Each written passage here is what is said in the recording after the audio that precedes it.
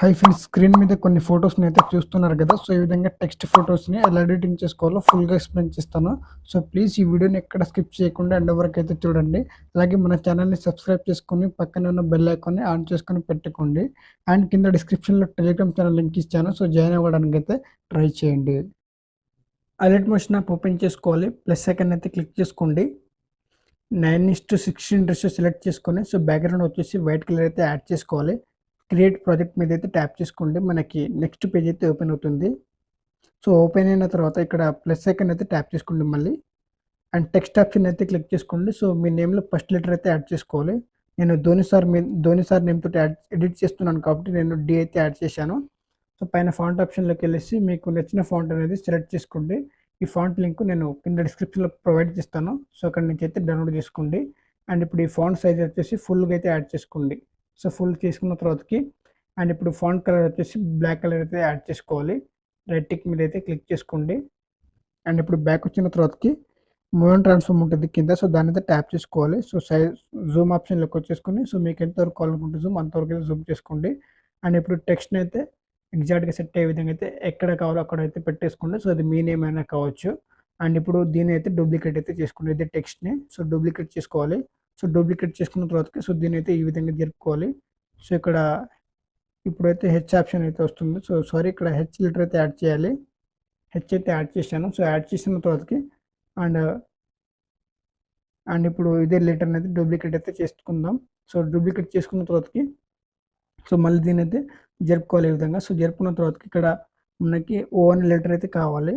So ఓ లెటర్ని అయితే add చేసాము.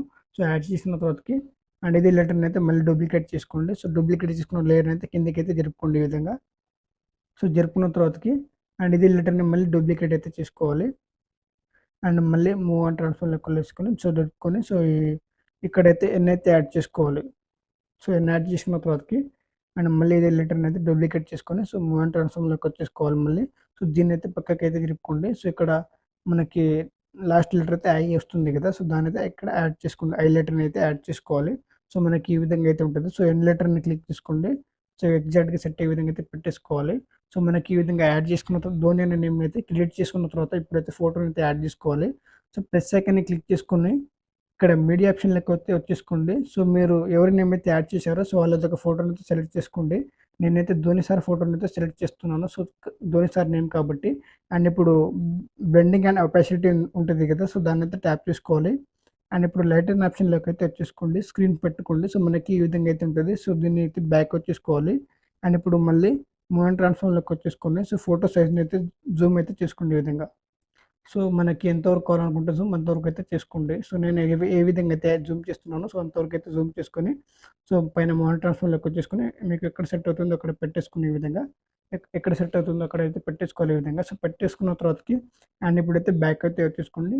సో బ్యాక్ అయితే వచ్చేసుకోవాలి. ఇప్పుడైతే ఫోటోని అయితే డౌన్లోడ్ చేసుకోవాలి. సో పైన సెట్టింగ్ ఆప్షన్ పక్కన యారో మార్క్ ఉంటుంది.